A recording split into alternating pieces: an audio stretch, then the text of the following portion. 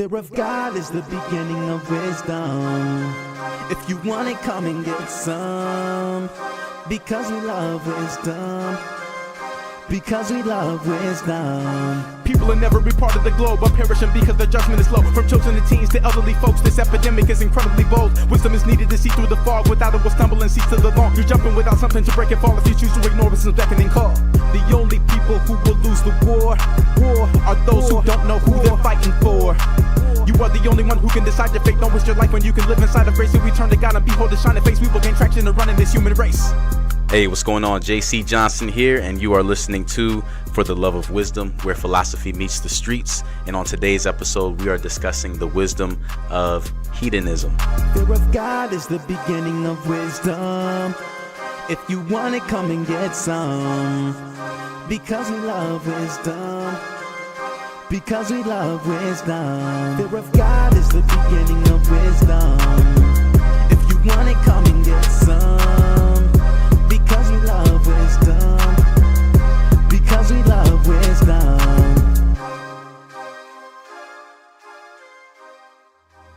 For the Love of Wisdom, where philosophy meets the streets, we are back, and we are discussing a topic that's pretty interesting. We're discussing hedonism. We're trying to look at what is it that we can possibly gain that's positive from this. Because this show is called For the Love of Wisdom, right? So everything that we're talking about, we're trying to figure out what good can we take from this? You know, how can we apply it to our lives to make our lives better, more productive, to make sure that we're on the right path. So that is what we're talking about. Before the break, I had mentioned that I recently released a book. It's called The 40-Day Fire, Burning Away All That Does Not Resemble Your Destiny. And that's something that you can get right now. It's in stores, Amazon. You can get that on Barnes & Noble. You can get that at different places. But I think that if you just want to give it a shot and you're curious, but you don't want to spend a whole lot of money on it, you don't have to buy the paperback or the hardback of it. You can actually get it right now on Amazon.com for a very, very low price. It's a promotional price. You can get it for only 99 cents right now. It's a full-length book. I think that you'll enjoy it. It's a 40-day journey, which I think after reading it, it will inspire you to do anything in your life that you are passionate about.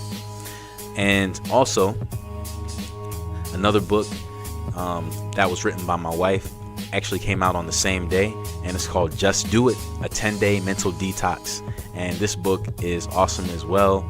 And in this book, my wife, Tiffany Johnson, she shares her essential strategies to remain mentally sharp. And one thing about her is, she overcame many obstacles in her life by practicing mental detoxes on a regular basis. So this is something that I think is really meaningful to her. It's something that I think is really meaningful to everyone who has read the book so far. I thought it was awesome. I think it really breaks down the importance of really just getting your mind right, positioning yourself in such a way that you don't let anything overcome your mind, but instead you overcome those things. And really instead of allowing trying times in her life to define her future, she began to exercise. She exercised mentally, physically, and spiritually. And in her first book, A Mother's Bodybuilding Competition Guide, she shared her physical journey to reach optimal physical health by getting into the best shape of her life. And she actually competed in an NPC bodybuilding competition. And that was something that inspired so many people, right? And it showed that, you can do anything. So her book, Just Do It, a 10-day mental detox, it's an extension of her last book, as she writes on how to overcome the spiritual and mental setbacks that you'll encounter on your journey towards overall health. It's a really good read. I would definitely recommend it. So you can get that book also at a special promotional price just for the month of January, only for 99 cents. You can get that on Amazon.com. Let's take a look at, since we're talking about hedonism, let's take a look at some quotes that we have here from some notable people as they speak about this whole topic, as they speak about, pleasure, they speak about pain, they speak about the balance between the two. And I think that this will help us out a lot. The first one is from Lawrence Stern. And here's what Lawrence had to say. Pain and pleasure, like light and darkness, succeed each other. Thought that was pretty good, because basically in life, nobody's life is filled with only pain or only pleasure. We have a pretty even balance of the two. And I think that whether we realize it or not, God is behind the scenes in our lives, and he is sovereign over everything, right? Nothing that happens in our life catches God off guard. It's not like God is sleeping and then something good or bad happens to you, and you're like, oh my gosh. He's like, oh no, what happened? Did I miss something? No, God never says that. He knows exactly what's going on. And that's something that we can be encouraged by. We can be encouraged by the fact that God knows everything that's happening in our lives. And as a result, he positions us in the best way possible to be able to deal with anything, right? He knows what pain may do for us on Monday and what pleasure can do for us on Wednesday, right? He knows. And he knows that we can't get that same pleasure on Monday or get that same pleasure on Wednesday. No, it can't happen that way. He knows exactly when certain things can or can't happen. And we may say, well, I wish that pain would never happen on any day. I don't care if it's Monday, Tuesday, Wednesday, Groundhog Day, whatever. I shouldn't have to experience that at all. But, with God, he wants us to know that sometimes things happen for a reason. And something painful can actually sometimes be a form of protection for you, because you never know. Let's say you're running and you accidentally trip on you trip on a rock or something, and you fall and you bust your knee. Maybe your knee gets dislocated and you have to go to the hospital and get it fixed, and you say, oh, this is the worst thing that's ever happened to me in my entire life. Nothing could be worse than this. But what if instead of falling and tripping on that rock and hurting your knee, what if you kept running, but then a tree fell on you and you died, right? That would be far worse. So there's a reason for everything. And I say that to say that just because something bad happens in your life, it doesn't mean that there's no purpose in it. The thing about life, though, is that we're not given full details about why certain things happen. Let's say, somebody hurts you, right? Let's say somebody steals from you, or someone that you're with breaks your heart. You may say, what good can come out of any of that? But there's reasons for things that go beyond our understanding. These are some things that only God knows. And maybe one day he'll choose to reveal them to us. But then again, maybe he won't. Maybe we'll always just wonder. But one thing that we do have to remember is that if God is in control, if he knows exactly what's going to happen today, tomorrow, and the day after that, then we can have confidence in knowing that he's fully capable of leading us exactly where we need to be in order to experience everything in this life that he would have for us to experience. That's the positive thing. That's the encouragement that we can get out of that. So one other quote here. It's from Walter Bagholt. And it says, the greatest pleasure in life is doing what people say you cannot do. Now that should be encouraging to you, especially if you're facing opposition from people in your life. Let's say you have some people who are just hating on you for whatever reason. They don't like what you've achieved, right? They wish that they could have what you have for whatever reason. Now you may, be saying, wow, if only you knew what I really had going on, you wouldn't want to be me.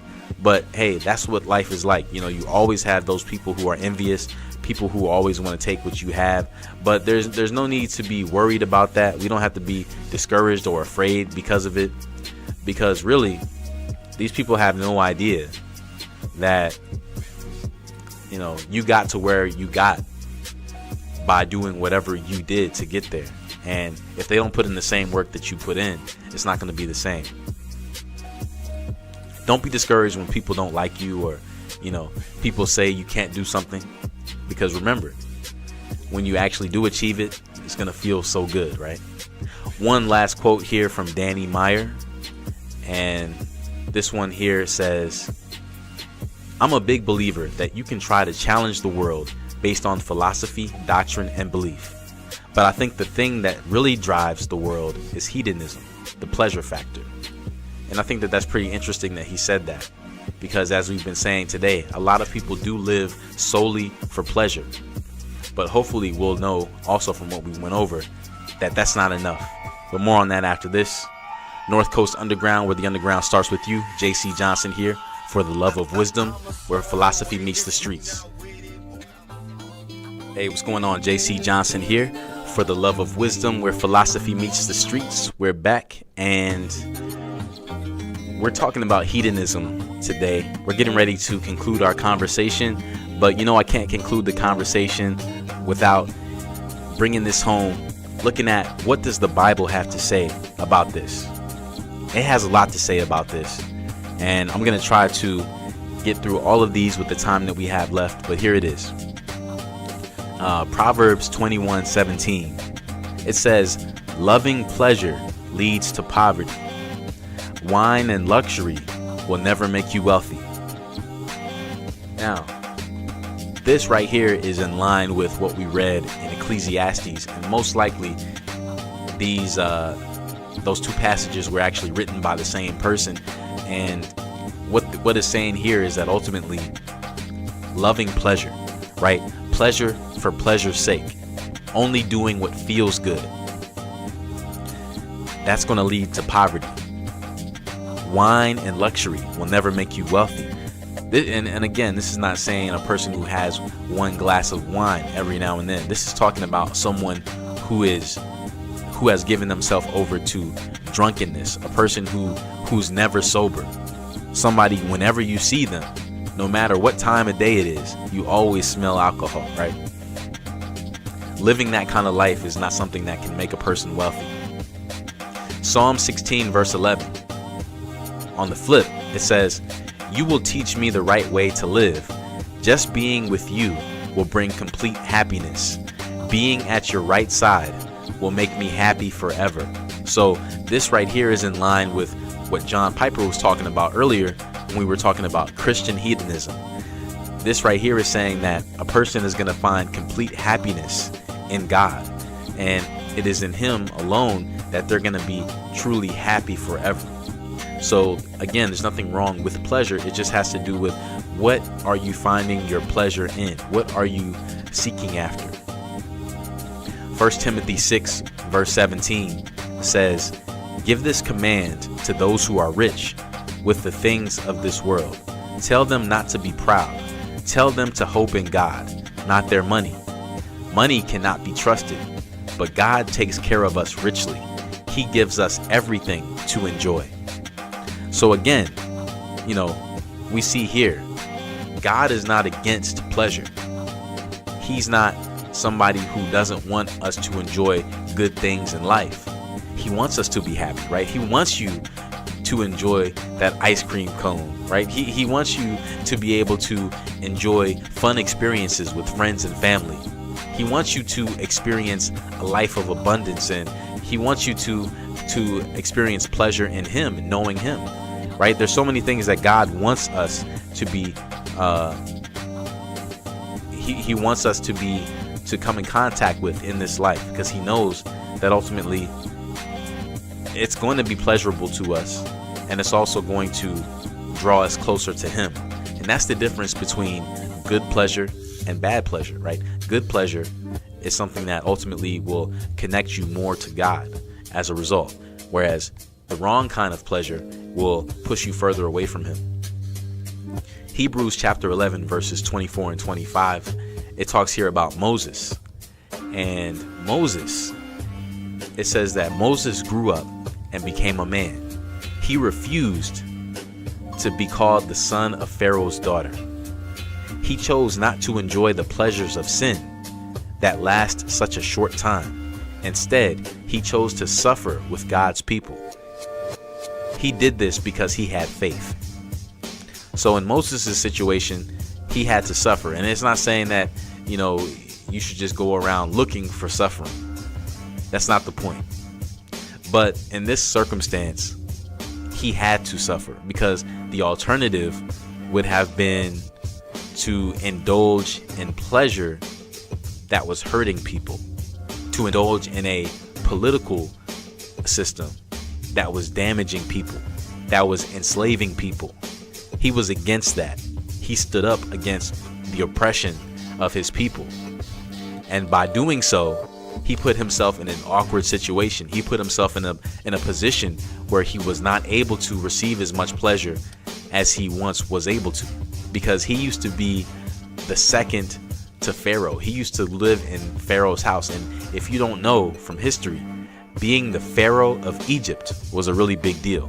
But Moses, even though he was basically Pharaoh's right hand, he was raised by the Pharaoh as if he was his son. Even though he had all of this, he gave all of that up because ultimately for him, that kind of pleasure was not worth it if his people were being oppressed. So he fought against that oppression and he helped to free his people, millions of people that were saved because of him, because of the sacrifices he made, because he decided not to live his life for pleasure. And when you do that, it actually is pleasurable. When you take such a stand, when you do something like that, when you do something that is that helpful, something that is that good, right? So it actually is a good thing that he did that. Romans chapter 2, verse 4. It says, God has been kind to you. He has been very patient, waiting for you to change. But you think nothing of his kindness. Maybe you don't understand that God is kind to you so that you will decide to change your lives. Other translations say, maybe you don't understand that God's kindness or God's goodness, it leads you to repentance. So, God does good things for everybody, regardless of who you are. You could be a good person or an evil person. God will still be good to you because you were created by him and he loves you and he thinks the world of you, right? So he's still going to do good for you. But the purpose of him doing good for you, even if you're not doing good, is that ultimately you would be so broken over that. You'd be so overwhelmed with the goodness of God that you'll say, I don't want to live a life anymore that goes against God. I want to start living for him.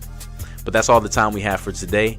JC Johnson here for The Love of Wisdom, where philosophy meets the streets. See you next time. Fear of God is the beginning of wisdom.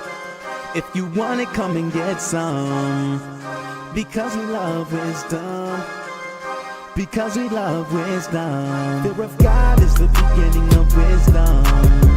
If you want it, come